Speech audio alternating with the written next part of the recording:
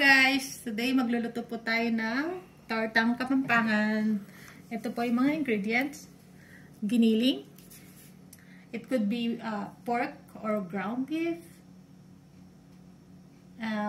Onions. Garlic. Red bell pepper. Lemon. Tomatoes.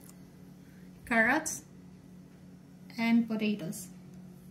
Kailangan din po natin ng salt and pepper. Umpisan po natin guys ang pagluto.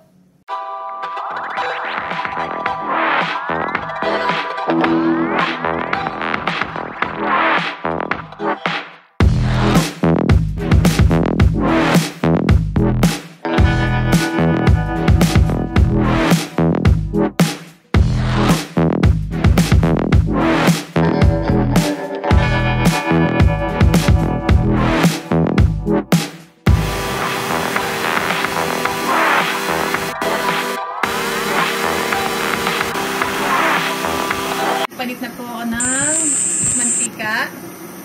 So, lagay na po natin ang sibuyas muna. Okay. Lagay lang po natin siyang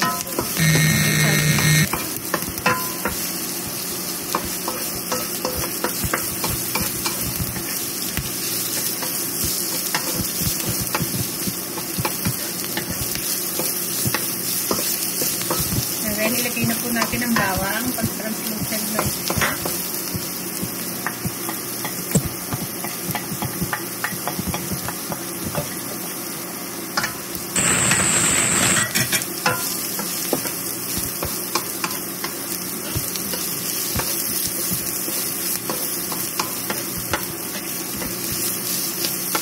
So, wait lang po natin maging golden brown yung bawang.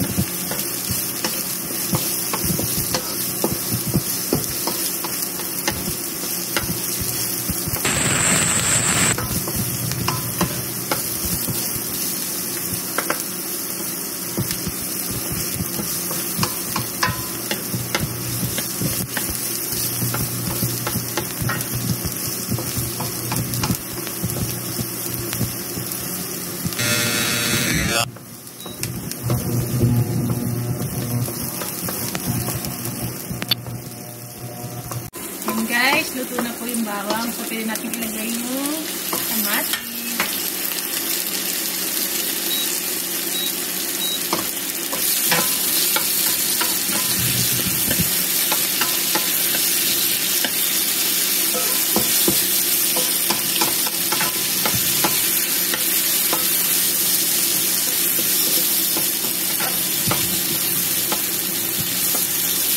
Luto na po ang kamatis. Pwede na natin isunod yung brown black o brown pork.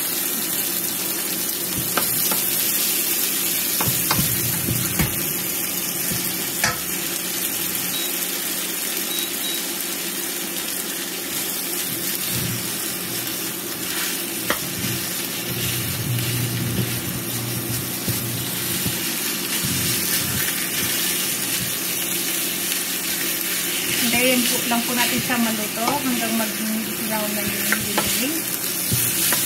Guys, luto na po yung giniling. So, isunod na po natin yung carrots.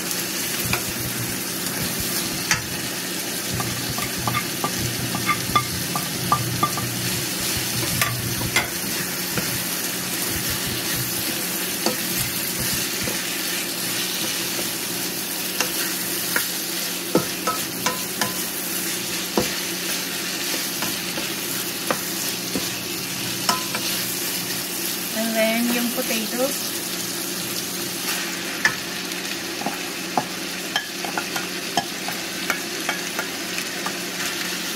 Pinat ko lang po siya into yung small pieces para madaling maluto.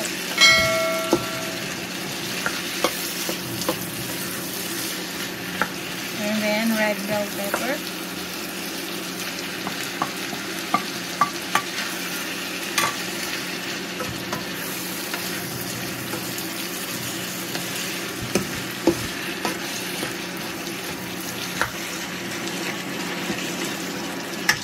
And then, toyo.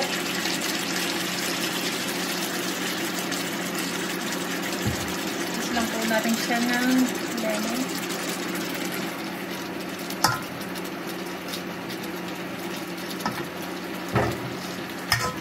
Oops. Laksan po natin ng konti yung oil. And then, lagyan po natin ng salt and pepper.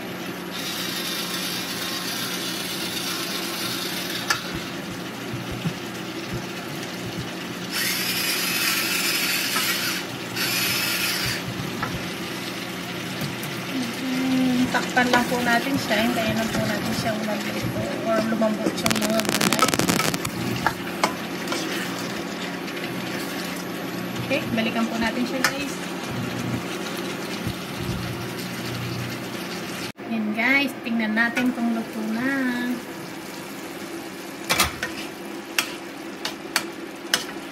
After mga 15 minutes siya. Natin. Okay?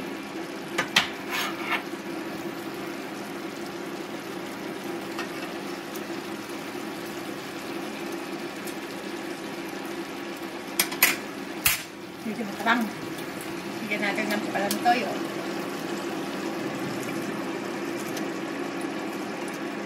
And then, gawin natin.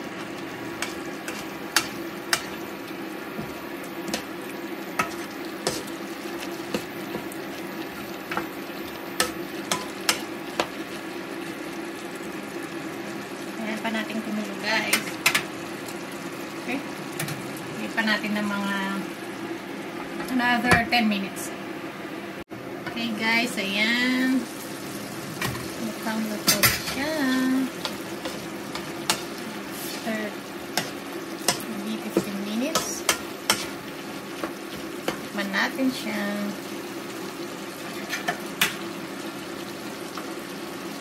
Masarap din itong lagyan ng boiled egg. Na. Nakalimutan ko lang sabihin guys, hindi ko na-add sa list of ingredients yung toyo, ng soy sauce. Kasama din yun. Tapos lagyan din natin siya ng half spoon of brown sugar. Para hindi lang ganun maasin.